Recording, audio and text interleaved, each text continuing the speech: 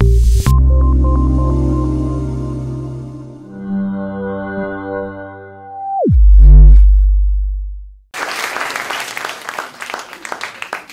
you. Hi, everyone. Just before starting, I want to start with an ER exercise, not a virtual reality exercise, but an emotional reality exercise. So if you could please all stand up.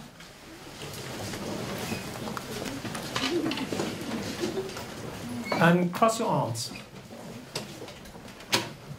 How do you feel?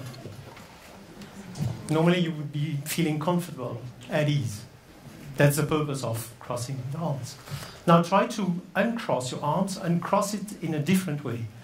You can see in the photo, there are 4 ways of crossing our arms. Simple thing. Uncross them and cross it the other way. Of course, I've trained a little bit, but you can see that there are different ways. Okay? Stay there. How do you feel? Normally, you would feel precisely, absolutely not at ease.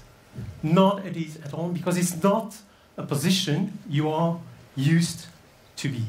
That's precisely the same mechanism when the guy next door is coming and telling you he has a fantastic creative idea and he wants to share that with you. Your brain and your body will react the same way, not at ease at all. And why is that? Because creativity means change.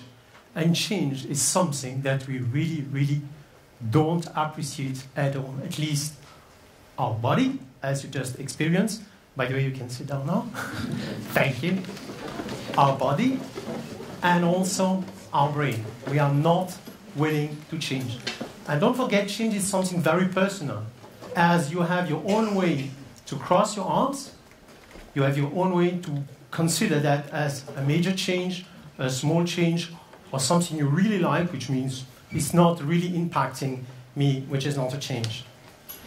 In my domain, which is healthcare, we are not facing small changes. In fact, we all will face a tsunami of change, true medical revolution.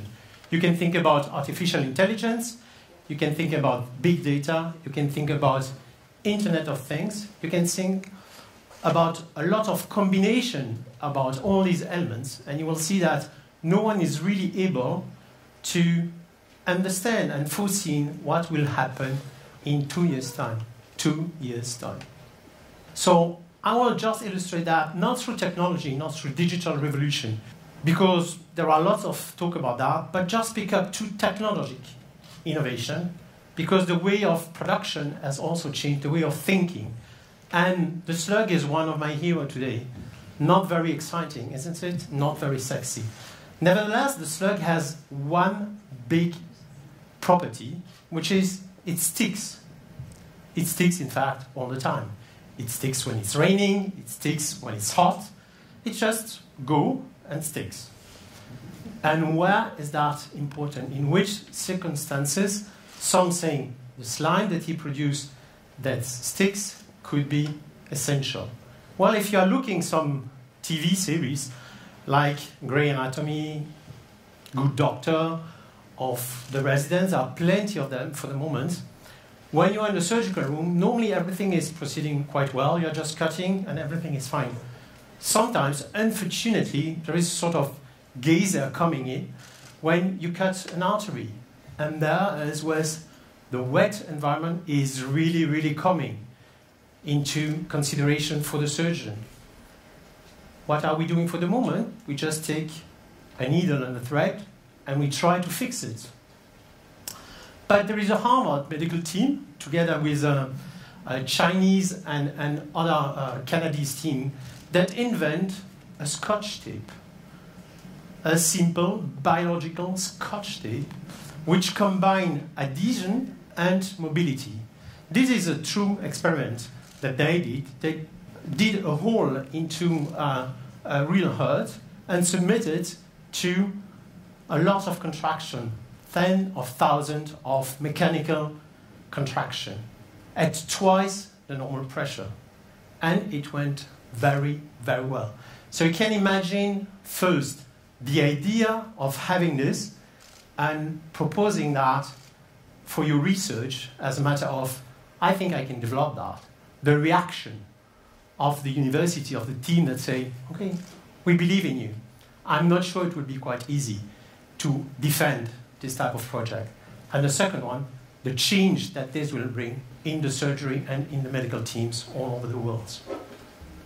I have another example to share with you. We went through the stick, the Scotch tape. Now we are going to the anti-stick proposal. What is the thing that we really don't want in medicine, in healthcare in general, to be attached? Bacteria. Because the first step of being sick, the first step of getting a disease, is when the bacteria is attaching to the surface. Then, of course, it starts harming the cell. And that we don't want to do.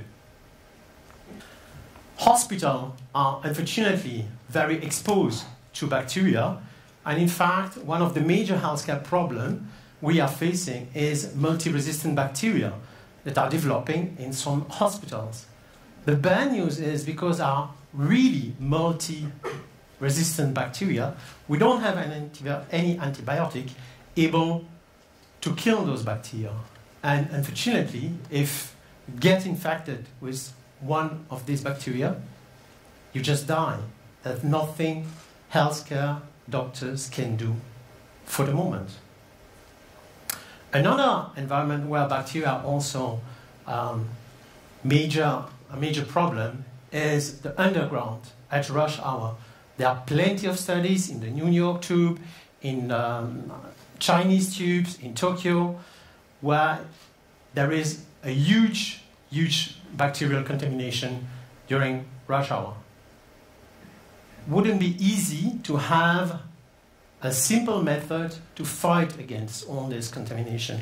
Now you can adopt this guy method. Of course, when he's taking the tube, there is a large bubble around him, maybe because of the nails, maybe because of his attitude, but that's also what the nature provides. My next two heroes, the cicada and the gecko, have no bacteria at all on their skin. No bacteria on the skin of the gecko, no bacteria at all, zero, nada, on the wings of the cicada. How does that come? How is that possible at all? How do they do that? By having micro nails everywhere on the surface. They have nanopillars on the surface that avoid the bacteria to be able to adhere.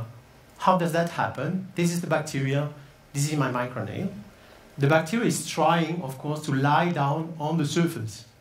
But as the nano nails are there, slowly, like a jelly, the bacteria is going in between the micropillar.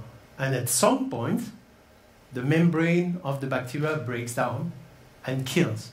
So the simple physical mechanism that kills bacteria. All the bacteria with no effort, just by a physical mean. Can you imagine now transferring this principle into a simple spray? You can spray within the underground, or building even underground grape hands with this type of material, or even painting a hospital with this type of material. That's a project that are going on and will hopefully simplify quite a lot hospital contamination. So that was one of the examples of what we will be facing within the medical revolution.